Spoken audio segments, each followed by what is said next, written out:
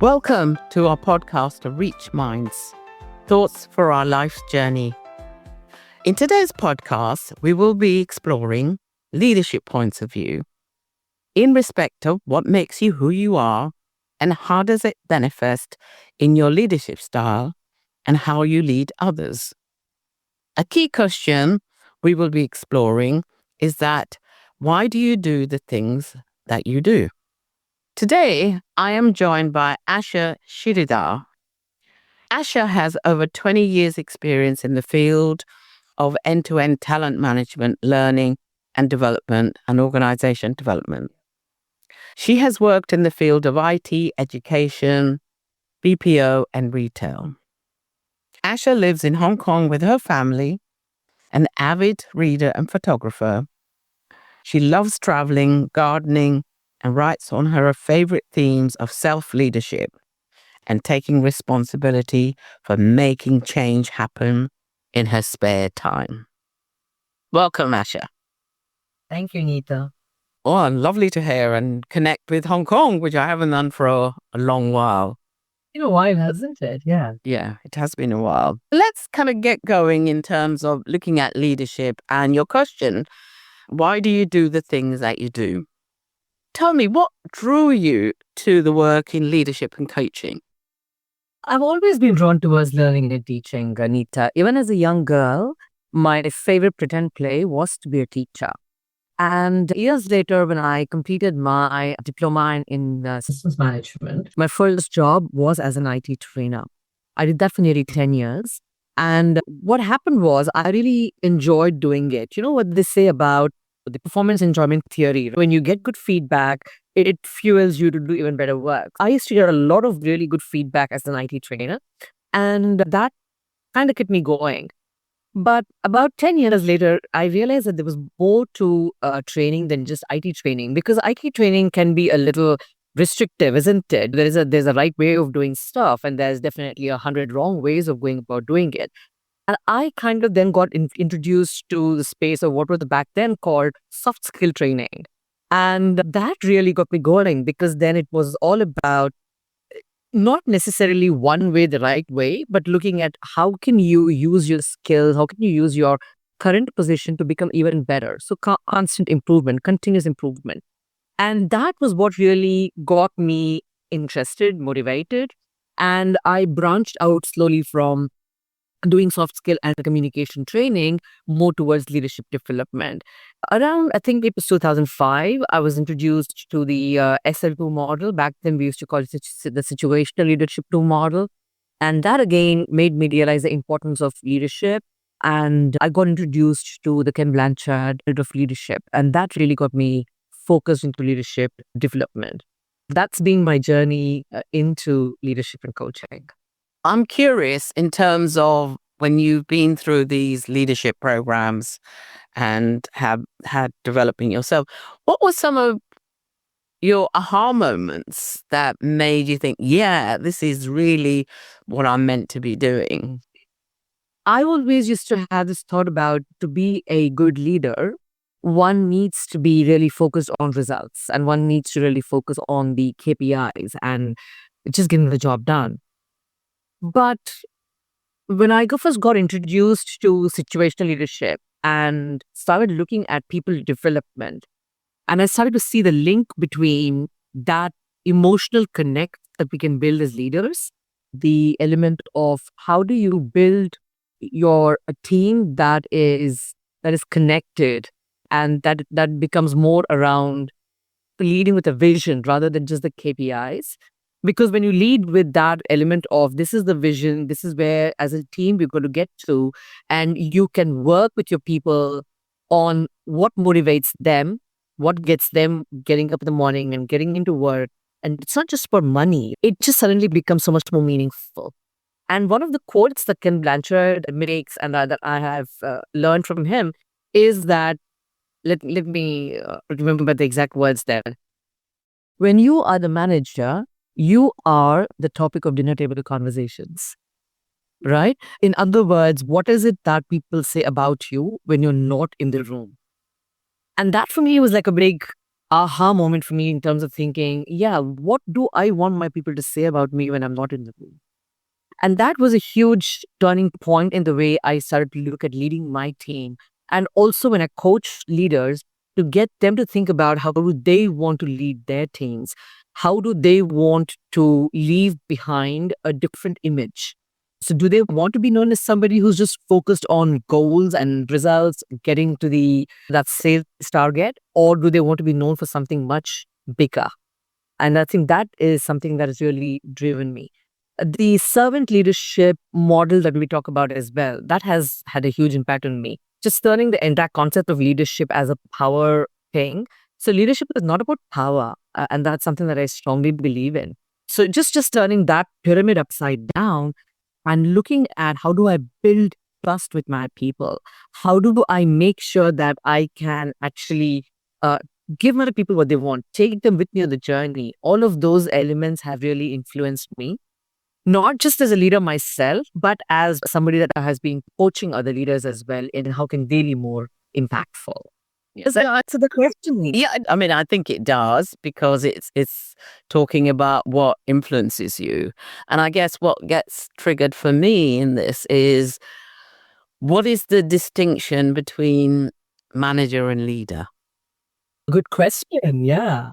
What do you think I it is? or I think manager is a task. Leadership is a mindset. One does not have to be a manager to be a leader.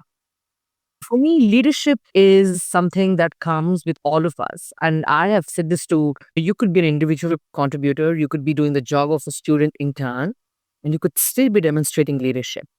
What does that mean? It means that you come in, you come and lead with your values, you lead with what do you think is the right way of being. You work because of what motivates you, right? You do things that you strongly believe are the right things for you to do. Take accountability for your actions, make choices that really work for you in your life. And that's what it is all about, right? Reach out when something's not working, escalate things when something isn't working for you, recognize that you can go above it beyond your job description. That's leadership. A manager is somebody who's being given a title and who's being given a certain responsibility for managing resources and for managing people and for getting stuff done. And that's absolutely an important element of an organization. I think we need managers. And more than that, we need leaders at every level of the organization. Absolutely, absolutely. I think that your distinction is really apt for me. Just kind of building on that and looking at leadership theories, leadership has evolved from 20 years ago, and there are lots of different theories around leadership. What are some of the themes or trends have you observed in the last few years in the space of leadership? That's a very interesting question. When I first began my journey in the space of leadership training and coaching, the focus was still pretty much actually on managerial skills. It was on building people to be managers. Because what happened then, and it happens unfortunately even today, is most organizations promote people because they're doing a great job today. And then so somebody is doing a really good job as a salesperson. They get promoted to being a sales manager. They get given a team of people to manage, but they don't necessarily know that now life is different. And what they tend to do is they continue to do the things that they were doing what that made them great salespeople, rather than up the game and do something different. So back in the day, that happened a lot as well. And back in the day, most of the training programs that were being done, or the focus was more around getting people to be good managers. So it would be, we need our managers to give good feedback. So let's do a feedback giving training program with them, or let's teach them how to be better listeners, or let's teach them how to do questioning skills. So the focus was very much on skills development, on skills training. I think the world has evolved, and today it's more around looking at mindsets. And organizations have increasingly realized the importance of looking at developing certain leadership competencies versus management competencies. So it's about how do we get our leaders to be more working where they don't have position power? Because the reality today, Nita, as you very well know, is that we're working in matrix organizations. We're working in virtual environments where a lot of people are leading teams, are working on projects, massive projects, but they don't necessarily have the position power. They don't have the people that report into them, the traditional sense of the word. So it's not about teaching them to be managers. It's about teaching them things like how do you lead with influence? How do you lead without positional power? How do you work in global teams? How do you develop empathy? How do you, so it's become more around competencies versus just individual skills. So we get a lot more requests now for things like we would like our leaders to be servant leaders. We would like our leaders to be more trustworthy leaders. We would like our leaders to be leading successfully in a matrix organization. We want them to be agile. So those are the kind of things that have changed. Also, there was a time when organizations invested heavily in training. Today, the focus has moved into development. So it's not just about training, but it could be a combination of training, coaching. Organizations are willing to invest a lot more into mentoring, into peer coaching. So there's a lot more of that. Self awareness, organizations are also investing quite heavily in getting their leaders to become more self aware. So again, it's not something that is being seen as, oh, let's just do 360s or let's just do feedback or even employee engagements. But then also self awareness has become a key important element as well. So these are some of the things I'm seeing as the big differences. Also, one other thing which is really, I think, heartening for me personally is back in the day, for a lot of readers who came onto learning programs, it would be like, why are you here? Oh, because HR has asked me to come. Whereas now they themselves see it as an investment, and organizations are increasingly beginning to see this as an investment rather than a spend. So you don't, and you hear a lot more people saying that this is not an HR ask, but it's something the business needs as well. So leadership is being seen as something integral to the vitality of an organization. So again, I like this whole entire work that we've done around leadership profit chain, and we talk about how leadership, there are two types of leadership broadly, if you look at it. There is the strategic leadership, there is the operational leadership. And while strategic leadership drives organizational vitality, they work with the markets, they work with the shareholders, they make sure that Wall Street is happy with the organization. At the same time, that cannot happen unless they're supported by the operational leadership who work directly with the customers, who work directly with the employees. So unless there's customer devotion, unless there's employee work passion, your organizational vitality is not going to happen. And so I think that cycle has become something that a lot more organizations are seeing as their mantra. And that's a big shift in thinking I'm seeing in the last couple of decades. I would agree with you. And one of the couple of the shifts that I've seen, just to build on what you're saying, is more around the emotional intelligence, the behavior level. I think that's where I've certainly focused on. Just to tell us something another that came into my head as we were talking then is something as simple as change. The VUCA world, the word VUCA has almost become like everybody uses it. It's like once upon a time, the way organizations did that whole thing was as a change management. But now again, it's moved to becoming more of change leadership, and we call it as high impact change leadership. So how do you do that? Rather than top down, how do you do it bottom up? So change leadership is all about those conversations with the people. How do you start to involve the people who are actually going to land the change? And these are, like you said again, using emotional intelligence, practice-based leadership, all of them come together. So the focus is very different now. Yeah. Just to kind of moving away from that, how can we exercise the power of choice around leadership? Yeah, choice is important, isn't it? I think to a certain extent, everybody says that, yeah, I had the power of choice, but then the minute they are in a difficult situation, it goes out of the window. It goes up with oh, I didn't want to do this, but I was made to do it. I didn't really want to. Like just yesterday, I was in a coaching conversation with a leader, and part of that, this leader goes, is a very senior level leader, by the way. And they go, oh, I want to do this because I know it's the right thing to do, but my HR policy doesn't support it. And so I had to say, stop. You are at that level where you can influence this change. So let's talk about what's stopping you from influencing it. So what's making you not exercise that choice? So it was about again driving home that point. So inherently, I think a fundamental belief that drives me as a person is that I have the power to control myself and I have very limited control over other people. So with that in mind, if I take the onus of, all right, I'm doing this because I'm choosing to do this.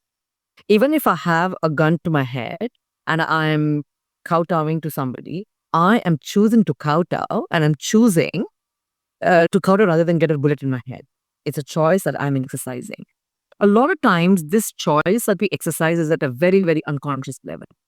So one of the most important things is to bring that knowledge that we are choosing at every point of our lives to a conscious level. The more consciously aware we become of the fact that we are making these choices, the more empowered we can be. And that's something that I think leaders, that's one of the biggest things that I do in a lot of my coaching conversations, is getting leaders to recognize that those choices that they're exercising, which have been unconscious for them, getting them to stay conscious of those choices. Starting to recognize, why am I making these choices? What is it that I'm getting as a benefit by making this choice? So I'm actually quite influenced by Dr. William Glasser, who developed the choice theory. And in that, he posits that all our behavior is purposeful. Whether we are aware of it or not, it is purposeful. And that behavior is geared towards satisfying one or more of five basic needs. And he says that these basic needs are survival, love, and belonging comes as part of love, power, freedom, and fun in no particular sequence. So the more a leader can start to ask, okay, so why am I not choosing to go and have these conversations with HR about changing these HR policies? Am I doing it because if I do it, I'm scared that it's a survival thing. With this leader, it became that they were afraid of, not afraid, but then they felt that the environment that they work in is extremely political, and that if they did something there, it might mean a loss of job for them. So it was an element of survival for them. But sometimes it's also, there's no fun in it. As in, if I have to go and have those difficult conversations, it's not fun for me. I don't like that conflict. I don't like that having to go and seek somebody else. So what am I going to do? I'm going to take the easy way out. I'm not going to talk about it. So I think the important thing as leaders to recognize is, why am I making these choices? And even if they decide they're still going to do that choice, at least they're doing it consciously as opposed to unconsciously. Exactly. Because that conscious choice then gives us more power, isn't it? Look, I'll give you an example. Let me share an example with you. Many years ago, this happened to me probably at the start of my journey as a leader. I had this person who was working on my team, and she was a very, very good. She was very good at her job.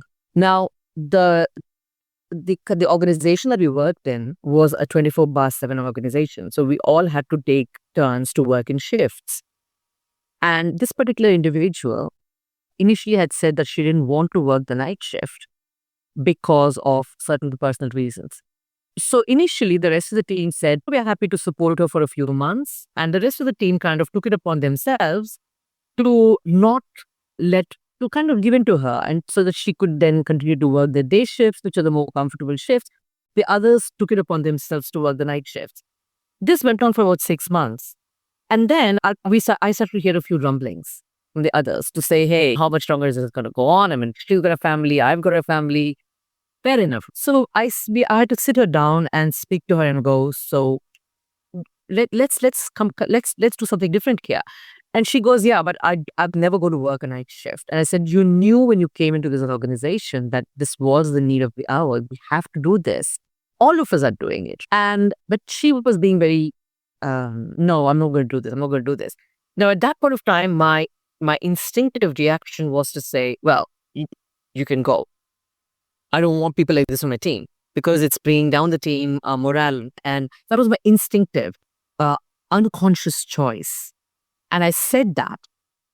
Then it led her to resign. Because she was very good at her job. She resigned. And then a week later, I was having a conversation with my boss. And I had my first experience of coaching. Because my boss actually sat me down and said, right. So I was kind of beating myself up because I said, I shouldn't have said that. She's gone, she's leaving and blah. And my boss said to me, okay, he said, now, Sid, you had a week to think about this. And I want you to think about if you had taken 5 minutes, taken a step back, counted to 10 or whatever, what would the decision be for you? And so I actually sat back, considered, and I said the same thing. Because for me, at that moment, my team morale was more important. And treating everybody on my team equitably and fairly was more important than going with this one individual who was having a difficult time. And I said the only thing I would have done differently is probably not have been so curt in the way I said it. I could have been a bit more empathetic about understanding her position, but my decision would not have changed. So coming at it from a conscious level, like you said, Anita, my decision wouldn't have been different. Great. I mean, that sounds like you checked yourself, and it wasn't so much the what, it's the how you did it. I think it seems to me that you wouldn't make a different decision. As we sort of bring this to a close, what kind of resources and tips can you offer others? There's a lot of work that's been done in this space around choices and choice generally as an individual and also as a leader. I would highly recommend the work of Dr. William Glasser, the choice theory. I really would recommend people to go through that, to read that, because that's amazing. It's a brilliant piece of work. I have also found Dr. Deepak Chopra's works on this area really influential for me. I especially love his book, The 7 Spiritual Laws of Success. If you've not read that. From that 30 years ago, I think. Yes. It's an Time old to one, reopen it. Time to reopen it again. Exactly. It's a goldie. But in that, specifically around choice, he talks about the law of karma. And in that, he's referenced the whole element of conscious choice. So I'm not so much of a TED Talk listener, or I'm not much into YouTubes, but I really love reading a lot of books. I would definitely advise, there's a book called Change Your Questions, Change Your Life, and that's by Marilee Adams. And there's a book you may not have, if I can add this here, which was a previous podcast we did, which is by a colleague of mine, Steve Hearsom, which is called No Silver Bullet. I highly recommend. That's not about leadership theory, but it's about there isn't a quick fix to things. Asha, thank you very much for your wisdom, your input, and it's lovely to hear all the sort of wonderful work and development that you've done since I've known you, 2006, which I could have said earlier on. Yeah, I know, it's a long time. 2005, actually. 2005, there you are. So that's how long it's been 20 years. Wow, it's a long time, isn't it? So thank you very much for agreeing. If you enjoy listening, tell a friend.